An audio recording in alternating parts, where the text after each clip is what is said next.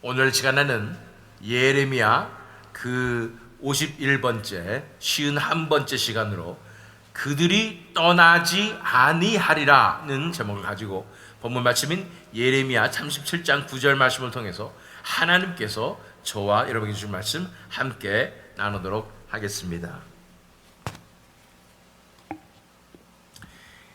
요즘엔 한국 드라마가 K-드라마라는 이름으로 전 세계적인 인기를 끌고 있지요. 그에 따라서 한국 사람들에 대한 호감도가 훨씬 더 좋아진 것을 우리가 날마다 살면서 피부로 느끼지 않습니까? 그런데 한국 드라마에 나오는 내용들이 티피컬한 그 전형적인 내용들이 있는데 보다 보면 아주 특징적인 상황이 바로 주인공들의 운명적인 만남인 것입니다. 원래 만났어야 할 운명적인 만남이 있고, 그래서 우연히도 몇 번이나 만나게 되고, 또 알고 보니 어렸을 때 또 만난 사이고 특별한 인연이 있었던 것이고, 심지어는 말도 안 되는 전생에도 만난 적이 있고, 이러면서 서로 피하려고 해도 어쩔 수 없이 어떤 힘이 그들을 엮어서 그들이 결국은 인정하고 사랑에 빠지게 된다, 이런 내용인 것입니다. 이런 한국 드라마가 전 세계적인 인기를 끄는 것을 보게 되면 아마도 인간 본능 중에 이렇게 운명적인 것에 이끌려서 인생의 방향이 원래 갔어야 하는 방향으로 가야 행복할 것 같다는 생각이 있는 것 같습니다. 그런데 사실 객관적으로 살펴보면 운명이 있다는 것은 각자의 인생을 설계하는 존재, 즉 신이 있다는 것이고, 그러면 인간이 신이 만들어 놓은 그 운명의 사슬에서 벗어나지 못하고, 내가 좋아서 하는 일인 줄 알았는데 사실은 신이 조작해 놓은 것들이라는 것을 알게 되면, 이렇게 무신론자들이 많은 이 세대 가운데 사실은 사람들이 다 엄청나게 이런 거 싫어해야 하는 것이 정상이지 않겠습니까? 어쨌든 그래서인지 우리 크리스천들도 하나님의 뜻을 분별하는 데 있어서 이렇게 운명 같은 하나님의 뜻이 있어서 그 방향으로 하나님께서 이끌고 가시는데, 그 하나님의 뜻을 환경을 통해서 분별해 보려고 하는 경향이 많은 것을 보게 됩니다. 그래서 하나님께서 길을 열어주시고 또 길을 닫아주시고 하는 그런 인도하심, 우리의 삶의 현실 가운데 펼쳐지는 우연 같으나 의미 있는 만남들, 이런 것들을 통해서 하나님께서 이끄시는 그 뜻을 분별하며 하나님께서 이끄시는 방향을 분별하려고 하는 것입니다. 물론 환경을 통해서 하나님의 뜻을 분별하는 것은 여러 가지 하나님의 뜻을 분별하는 방법 중에 하나인 것은 확실합니다. 하나님께서는 말씀을 통해서 또는 기도를 통해서 또 성도들을 통해서, 교회라고 하죠, 그리고 환경을 통해서 그분 자신의 뜻을 드러내신다고 많은 영성학자들이 말하고 있습니다. 그러나 문제점은 너무도 많은 크리스찬들이 좀 더 어렵고 시간이 걸리며 많은 노력이 필요하고, 그래서 좀 더 애매하고 분별하기 쉽지 않은 말씀을 통해서 또는 기도를 통해서 분별하는 것보다 좀 더 현실적이고 쉽게 볼 수 있는 환경과 상황을 통해서 분별하려고 하는 경향이 많다는 것입니다. 우리가 알아야 될 것은 이럴 경우에 문제점이 있다는 건데요, 대적마귀가 이런 점을 이용해서 우리의 환경을 조작함으로 하나님의 뜻이라고 미혹할 수 있는 위험이 굉장히 높다는 것입니다. 대적마귀는 충분히 우리의 상황과 환경을 조작할 수 있습니다. 그 환경을 조작해서 하나님의 뜻으로부터 우리가 벗어나게 하고, 뭔가 운명적인 상황을 연출해서 우리가 정반대의 선택을 하게 미혹하게 되는 것입니다. 오늘 본문 말씀인 예레미야 37장의 상황이 그러합니다. 오늘 예레미야 37장을 통해서 환경을 통한 마귀의 미혹을 우리가 어떻게 분별하여 이겨낼 수 있는지에 대해서 함께 살펴보는 시간을 갖도록 하겠습니다. 예레미야 37장은 유다의 마지막 왕인 시드기야 때 바벨론에게 예루살렘이 포위되어서 정말로 그야말로 멸망하기 직전의 상황인 것입니다. 상황은 점점 더 악화되어 가고, 아주 절망적인 상태로 나아가고 있었습니다. 너무도 절박하였기에 평소 딱히 하나님을 두려워한다고 볼 수 없었던 이 시드기야 왕이 예레미야에게 사람을 보내서 현 상황에 대해서 하나님께 기도 좀 해봐달라고 부탁을 하게 되는 것입니다. 그것이 3절 말씀이죠. 시드기야 왕이 셀레미야의 아들 여후갈과 마아세야의 아들 제사장 스바냐를 선지자 예레미야에게 보내 청하되 너는 우리를 위하여 우리 하나님 여호와께 기도하라 하였으니, 지난 34장 읽었을 때 기억이 나십니까? 시드기야가 지푸라기라도 잡는 심정으로 히브리 노예들을 해방시키는 개혁을 단행했다는 사실을 기억하십니까? 예루살렘이 정말로 멸망하기 바로 직전에 간절한 심령으로 시드기야가 간구하고 온 나라 백성들이 간구하는 상황이었습니다. 그런데 놀라운 일이 벌어지지요. 5절 말씀 읽어보면 바로의 군대가 애굽에서 나오매 예루살렘을 에워쌌던 갈대아인이 그 소문을 듣고 예루살렘에서 떠났더라. 마치 이들이 간절히 기도했던 이 기도의 응답처럼 애굽의 바로 군대가 유다를 도와주기 위해서 출정했다는 소식이 들린 것입니다. 그래서 이 포위했던 갈대아인들, 이 바벨론 군대는 그것에 대응하기 위해서 예루살렘을 떠나서 애굽 쪽으로 남쪽으로 남하게 된 것입니다. 순식간에 예루살렘이 포위로부터 거짓말같이 풀려난 것입니다. 성이 봉쇄되어서 먹을 것도 떨어져 가고 백성들이 모두 지쳐서 쓰러지기 일보 직전이었고 또 전염병이 창궐하는 그런 상황 가운데서 이렇게 바벨론 군대가 철수한 상황은 그들에게 너무도 놀라운 기적처럼 느껴지는 것입니다. 사실 시드기야는 이 절박한 상황 가운데서 하나님께만 간구한 것은 절대 아니었습니다. 바벨론에게 충성을 맹세한 상태였지만 배신하고 바로에게 사실은 보낸 거예요. 그래서 군대와 군마를 좀 보내달라고 요청했던 것입니다. 이것에 대해서 기록한 에스겔 17장 15절 말씀을 읽어보면 그가 사절을 애굽에 보내 말과 군대를 구함으로 바벨론 왕을 배반하였으니 형통하겠느냐? 이런 일을 행한 자가 피하겠느냐? 언약을 배반하고야 피하겠느냐?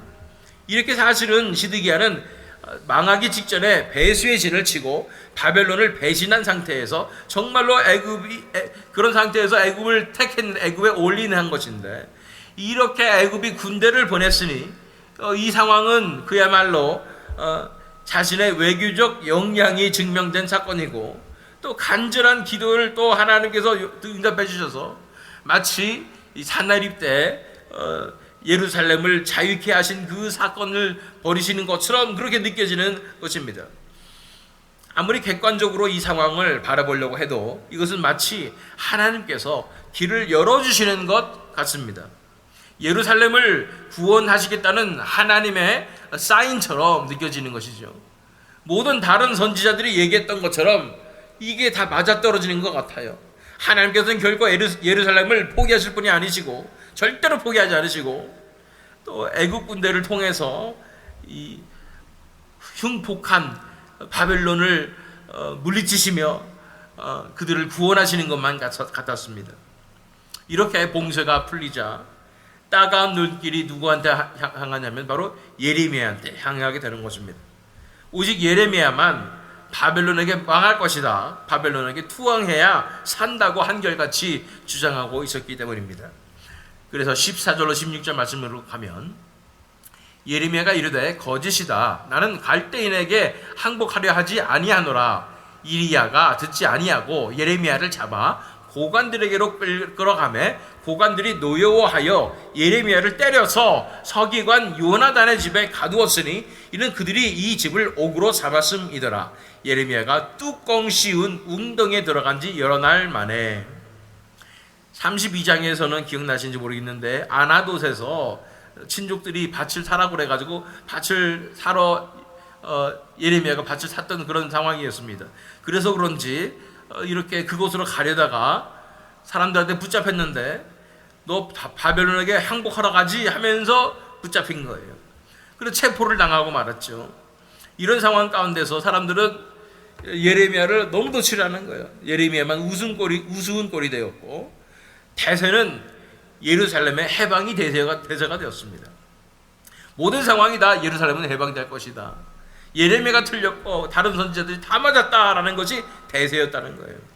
아마도 많은 선지자들은 하나님께서 그들의 기도를 들어주시고 애굽의 바로와 그 군대를 보내주셔서 예루살렘을 자유케 하신 것이라고, 그것이 하나님의 뜻이었다고 일제히 선포했을 것입니다.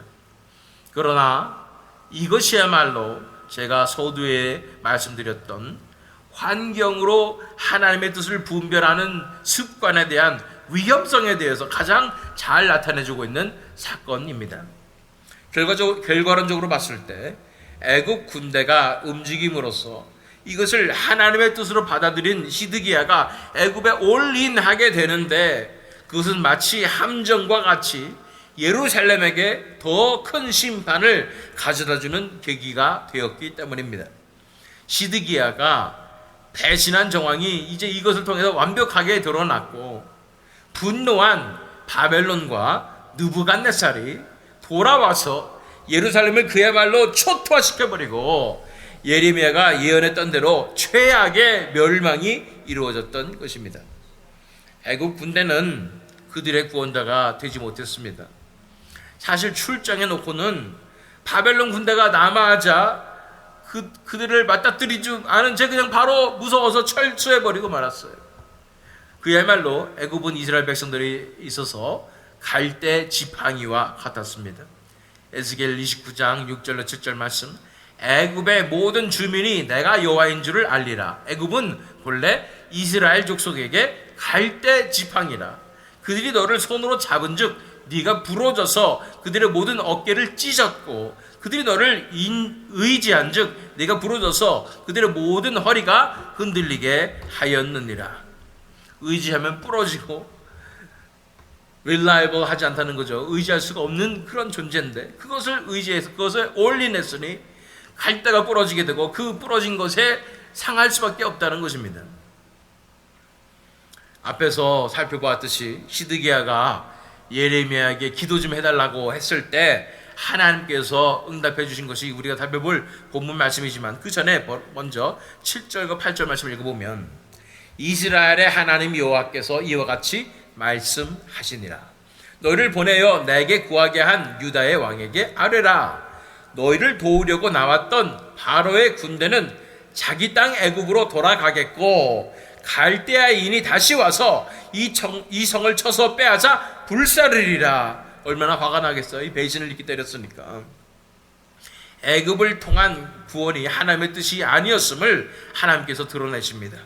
시드기야가 인간적인 대책을 강구하고 애굽 왕에게 손을 내밀었으며, 애굽 왕이 도와줄 것처럼 행동하며 그들의 현실을 세상의 권세가 구원할 수 있을 것 같았지만, 그들이 아무리 발버둥 친다 할지라도 하나님께서 정해놓으신 그 뜻을 되돌이킬 수는 없었습니다. 누가 하나님을 대적해서 승리할 수가 있겠습니까? 그러면서 이어지는 것이 바로 본문 9절 말씀인 것이죠. 여호와께서 이와 같이 말씀하시니라. 너희는 스스로 속여 말하기를 갈대아인이 반드시 우리를 떠나리라 하지 말라. 그들이 떠나지 아니하리라. 애굽이 그들을 구원하며 바벨론이 떠날 것이라고 믿었던 것은 스스로를 속이는 것에 불과하다고 말씀하고 있는 것입니다. 너희는 스스로 속여 말하기를 갈대아인이 반드시 우리를 떠나리라 하지 말라. 이처럼 완벽한 하나님의 뜻, 길을 열어주시고 구원으로 인도하시는 하나님의 뜻처럼 보이는 이 일이 사실은 사탄의 함정이며 예루살렘이 더 처참하게 무너지게 만드는 원인이 된 것입니다.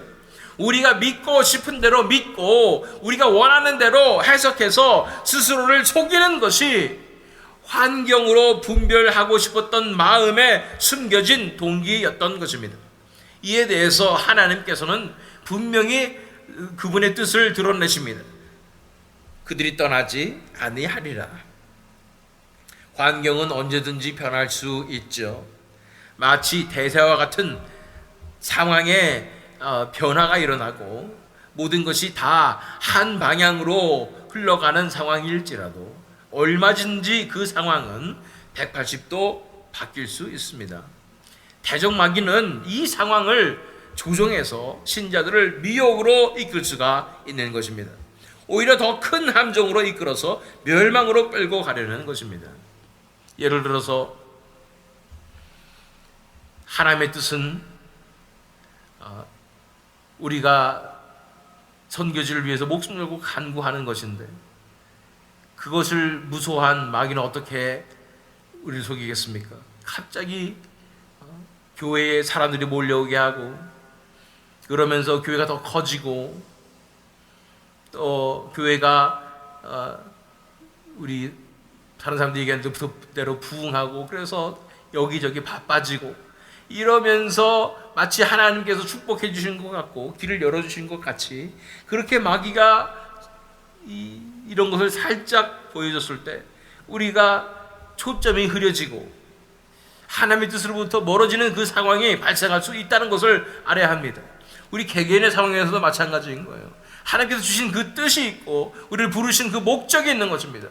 그 하나님께서 부르신 목적대로 우리가 끝까지 흔들리지 않고 나아간다면 하나님의 나라가 우리를 통해서 전진되고 확장되는 것이 뻔한 얘기이기 때문에 사탄은 우리에게 다른 길을 열어주려고 하는 것, 더 나아 보이는 것, 더 성공해 보이는 것, 더 다른 사람들이 인정하는 것, 더 화려해 보이는 것을 제시해주고 거길 따라가라고 얘기하는 것입니다.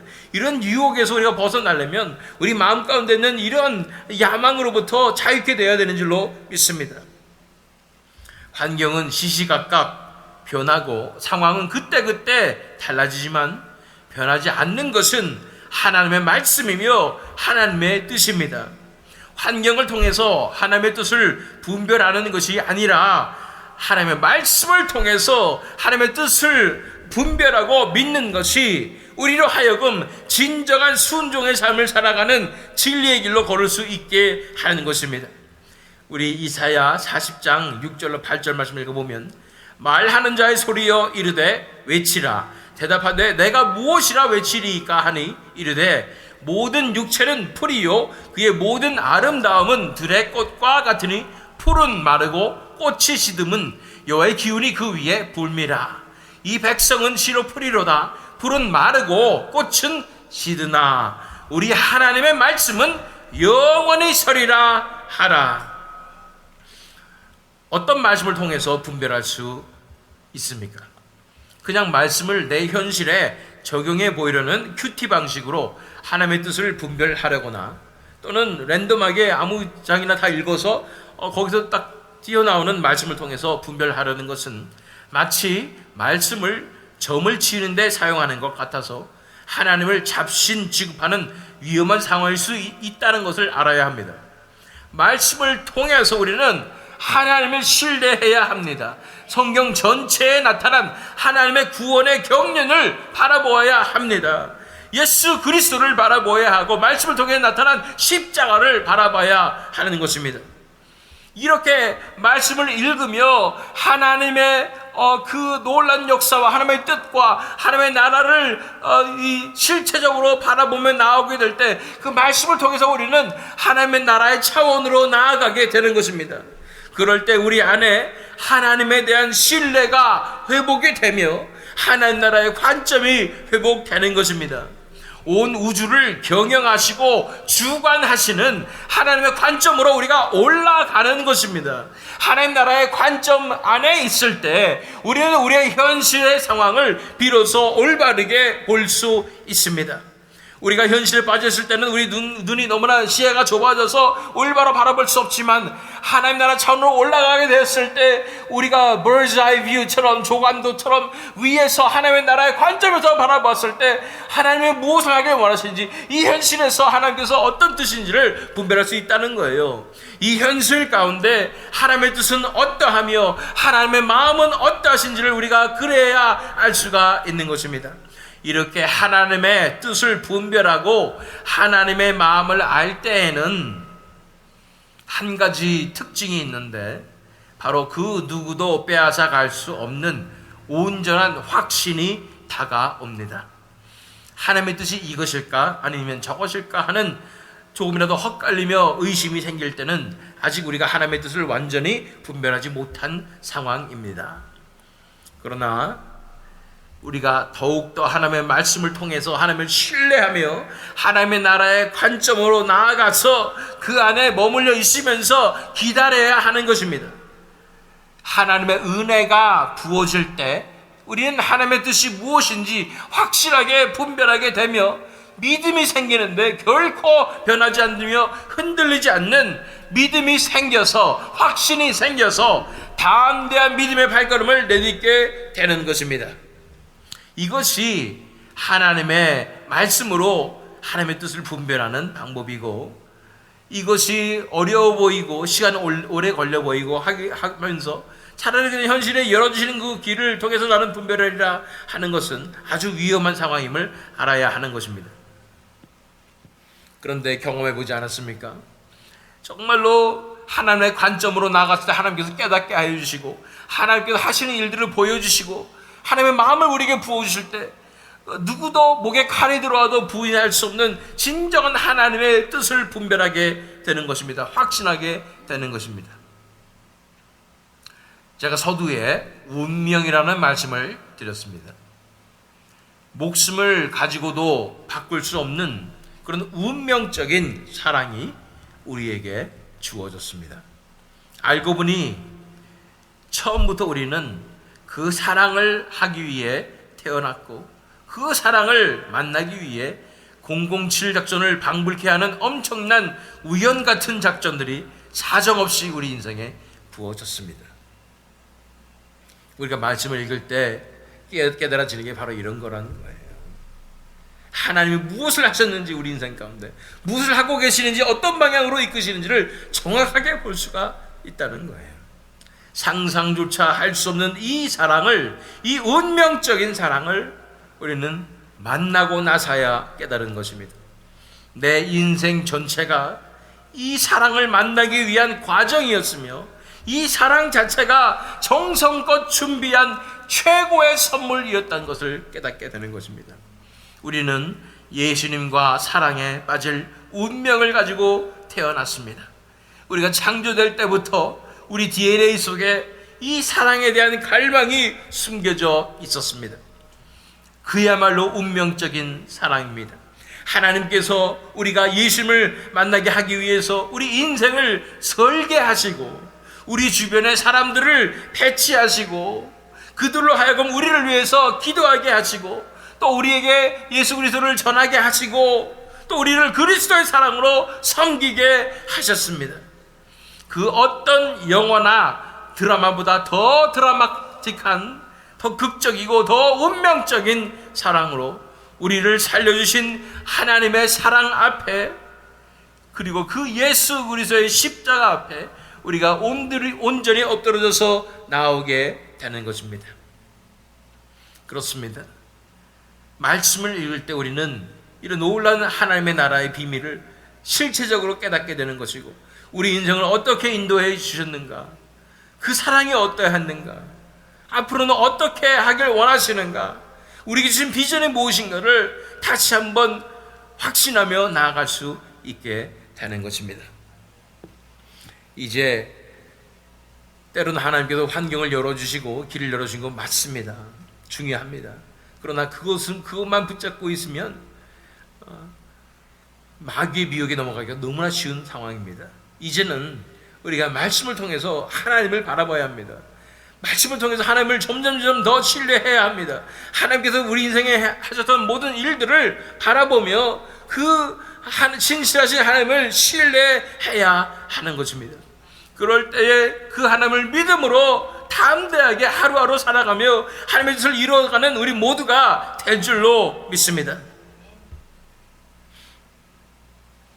날마다 하나님의 말씀을 묵상하여 그 속에 담긴 하나님의 놀라운 구원의 경륜 속에서 운명적인 사랑의 메시지를 발견하며 하나님의 뜻을 온전히 분별함으로 믿음으로 온전히 나아오며 진정한 확신으로 승리하시는, 그래서 하나님께 영광 돌리시는 저와 여러분 되시기를, 또 이 새 믿음 장로교회 되기를 예수 그리스도의 이름으로 축원합니다.